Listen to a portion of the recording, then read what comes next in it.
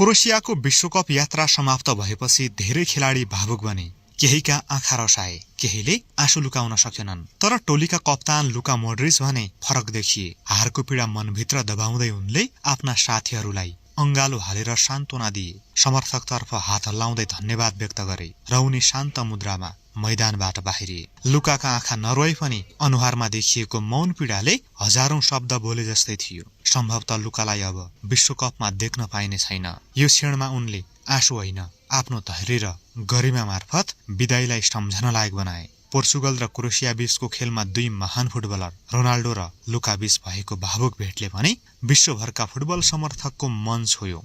पोर्चुगलले 2-1 को संघर्षपूर्ण जित निकाल्दै अर्को चरणमा स्थान बनाए पनि खेल सकिए लगत्तै सबैको ध्यान रोनाल्डो र मोड्रिच तर्फ केन्द्रित भयो। अन्तिम सिटी बजेसँगै उनीहरू दुवैले मैदानमा एकअर्कालाई अंगालो हाल्दै केही क्षण कुराकानी गरे। त्यसक्रममा रोनाल्डो भावुक देखिए। मोड्रिचले पनि मुस्कान सहित आफ्नो लामो समयका प्रतिस्पर्धी तथा साथी रोनाल्डोलाई शुभकामना दिए। आगामी दिनमा पनि यस्तै खेलकुदसँग जोडिएका सामग्रीका लागि कृपया हाम्रो यस पेजलाई फलो गर्न पनि नबिर्सिनुहोला।